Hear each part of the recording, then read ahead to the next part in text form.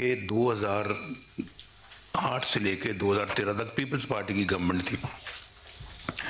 बड़े हमारे उनके साथ मामलात थे। चार्टर डेमोक्रेसी की बात कर चुका हूँ, जजों की बहाली की बात कर चुका हूँ। वादा करने के बावजूद उन्होंने उसको पूरा नहीं किया, जब तक कि हमें लॉन्ग मार्च करना पड़ा। आपको याद होगा कि लॉन्ग मार्च जैसे ही गुजरांवाला पहुंचा तो बहाली की जो खबर आ गई। शहबाज साहब की गवर्नमेंट जो है ना, वो उस वक्त उन्होंने तोड़ दी थी। यहाँ गवर्नर रूल लगा हुआ था। वहाँ पहुंचा तो जब हमने कहा, उस वक्त एतजाज हसन साहब भी मेरे साथ जा रहे थे, तो हमने बामी तौर पे तय किया कि हम लाहौर वापस चलते हैं, क्योंकि जिस मकसद के लिए आए थे वो तो गुजरांवाला पहुंच के पूरा हो गया। जज बहाल हो गए। लोगों ने मुझे कहा जी कि आप लॉन्ग मार्च को लेके जाएं इस्लामाबाद। मैंने कहा क्यों? कि शहबाज साहब की गवर्नमेंट नहीं आपने बहाल करवानी। मैंने कहा वो तो मेरा मकसद नहीं था यहाँ लॉन्ग मार्च का, वो तो अपना एक अलग इशू है, उसके लिए हम अपनी जद्दोजहद करेंगे। और लेकिन हम अपना उसके लिए इस्लामाबाद हम नहीं जाएंगे, लॉन्ग मार्च की शक्ल में हम वहाँ नहीं जाएंगे। असूल था, हमने अपने असूल पे हमने अमल किया। चार्टर ऑफ डेमोक्रेसी की बहुत खिलाफ वर्जियाँ हो रही थी, हमने उसको भी बर्दाश्त किया। एक बहुत नामवर सहाफ़ी हैं कराची से, उन्हें मुझे टेलीविज़न के ऊपर जो है ना वो लाइन पे लिया। मैं उस वक्त ट्रैवल कर रहा था इस्लामाबाद से लाहौर, बारिश हो रही थी, रात का वक्त था। मुझे कहने लगे जी कि आप अब इस हुकूमत के ख़िलाफ़ कब लॉन्ग मार्च करेंगे? इस हुकूमत ने तो पाकिस्तान का बहुत बुरा हाल कर दिया, तो कब लॉन्ग मार्च करेंगे, कब इसको ख़त्म करेंगे? मैंने कहा मैं अपोजिशन लीडर हूँ, मैंने कभी नहीं कहा कि मैं इस हुकूमत को ख़त्म करने के लिए लॉन्ग मार्च करूँगा, तो मैं क्यों लॉन्ग मार्च करूँ? मेरे मंशूर में नहीं है इस तरह लॉन्ग मार्च करके हुकूमतों को ख़त्म करना। और आप जानते हैं हमने पूरा मौका दिया, वक्त दिया, हुकूमत ने अपनी मुद्दत मुकम्मल की। जब मुकम्मल की तो मैं गया मोहतरम जरदारी साहब के पास, सदर थे पाकिस्तान के। मैंने कहा आप अभी आपके 6 महीने और हैं, आप हमारे सदर हैं जरदारी साहब, हम इलेक्शन हो गए, हम जीत गए हैं, तो मैं जनाब आप सदर हैं, हम आपकी उसी तरह से इज़्ज़त करेंगे जैसे एक हेड ऑफ द स्टेट की इज़्ज़त की जाती है। हमने एक अच्छी रवायत डाली। और फिर आप जानते हैं जी कि हमने उस हुकूमत में मिलकर इमरान खान साहब के धरनों का मुकाबला किया। पार्लियामेंट यकजान होके उसके खिलाफ खड़ी हो गई। अब मुझे बताएं कि ये कहाँ की डेमोक्रेसी और कहाँ की सियासत है? उधर से हुकूमत एक मैंडेट लेके आती है तो उधर से आप उसके खिलाफ धरने शुरू कर दें, और आप ये ज़ुबान इस्तेमाल करें कि वज़ीर आज़म को हम वज़ीर आज़म हाउस से उस गर्दन में रस्सा डाल के खींच कर लेके आएंगे। और कहाँ लिखा हुआ था कि आप मोहतरम किबला हजूर तारुल कादरी साहब के साथ आप अपना जो है ना वो करेंगे, जो है वो क्या कहते हैं उसको, इश्तराक करेंगे, गठजोड़ करेंगे, इश्तराक करेंगे, और उनके साथ आप अपना जो है वो लॉन्ग मार्च करेंगे। क्या वास्ता तारुल कादरी साहब का पाकिस्तान के साथ? वो कौन है पाकिस्तान की सियासत के? उनके साथ आप गठजोड़ कर रहे हैं। और भी अफराद और अनासर बीच में मिले हुए थे। अभी गवर्नमेंट बनती है, इलेक्शन होते हैं, आप 35 पंक्चरों की बात करते हैं। वो सुप्रीम कोर्ट के चीफ जस्टिस जो कि बेहतरीन चीफ जस्टिस थे, मैं दिल से उनकी बहुत इज्जत करता हूँ। उन्होंने नासिरुल मुल्क, और उन्होंने ये फैसला सुनाया कि कोई 35 पंक्चर वाली काम बात नहीं है, कुछ नहीं है, सब इलेक्शन फेयर हुए हैं। और मैं जा रहा हूँ भाई आपके पास वहाँ पे बनी गाला में, बतौर वजीर आजम बनी गाला जा रहा हूँ आपके साथ, आपके घर में जा रहा हूँ। मैं ये भी कह सकता कि मैं नहीं आता, आप आए।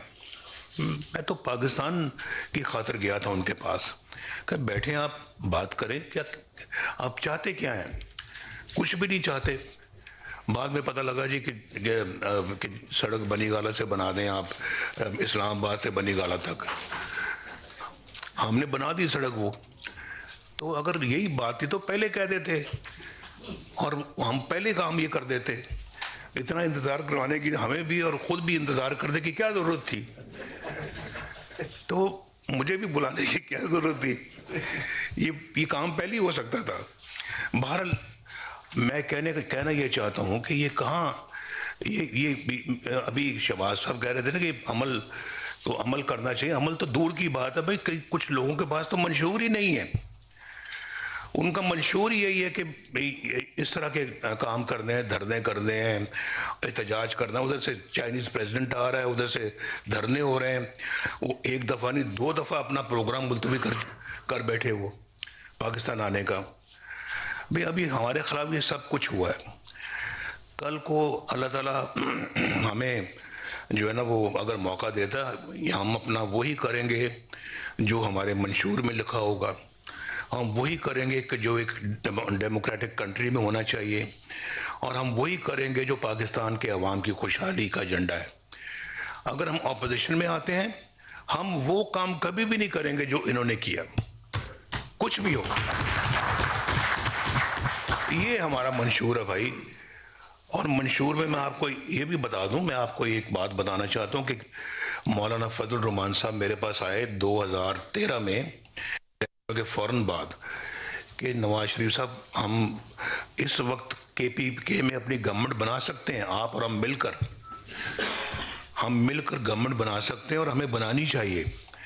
मैंने कहा मौलाना साहब, अददी एतबार से उनके वोट ज़्यादा, 2-3 ही ज़्यादा हैं, अददी एतबार से वो ज़्यादा है, लिहाजा हमें ऐसा कोई काम नहीं करना चाहिए जिससे कल को ये कहा जाए कि हमने उनकी हुकूमत नहीं बनने दी।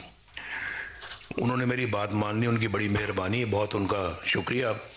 लेकिन 2018 में पंजाब के अंदर मुकम्मल तौर के ऊपर मुस्लिम लीग नून नंबर 1 पार्टी थी, लीडिंग पार्टी थी।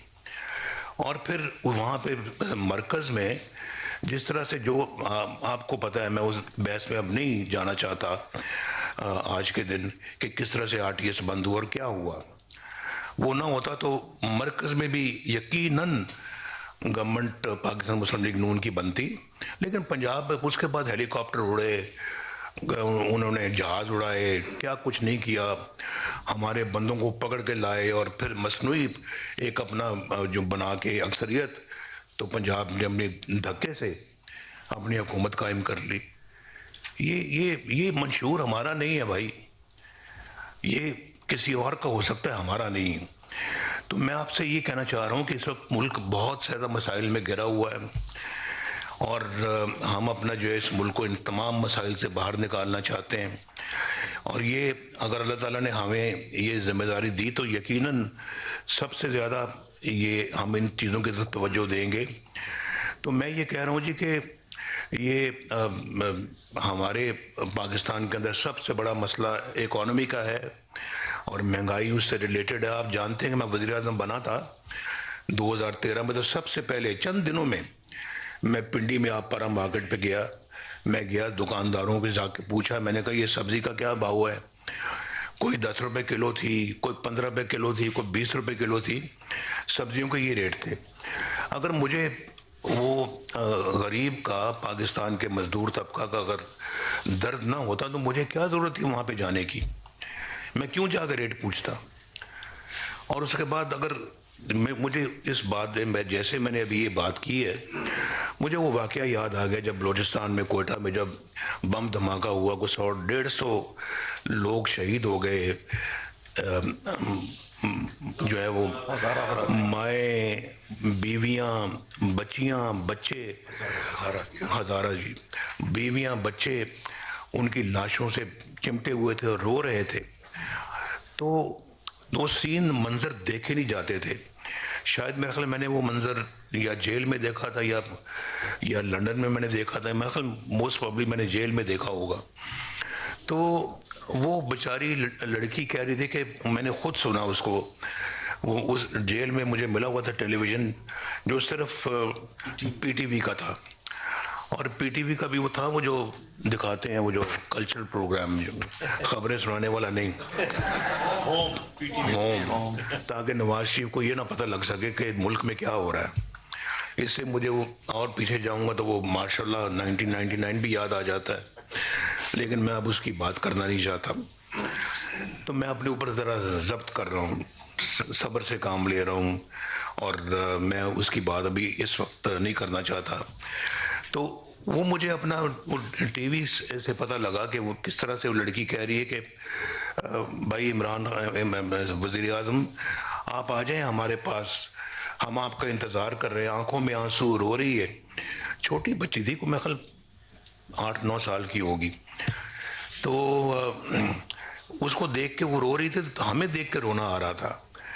और उसके बाद इमरान खान का स्टेटमेंट आता है कि मुझे ये सब ब्लैकमेलिंग है, मैं किसी ब्लैकमेलिंग में नहीं आऊँगा।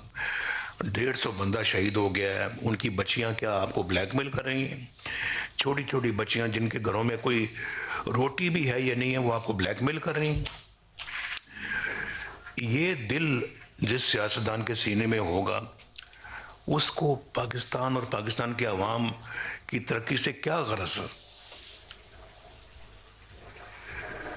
तो हमने तो भाई ये काम आज से नहीं किया, हम तो 1990 से शुरू हुए हैं।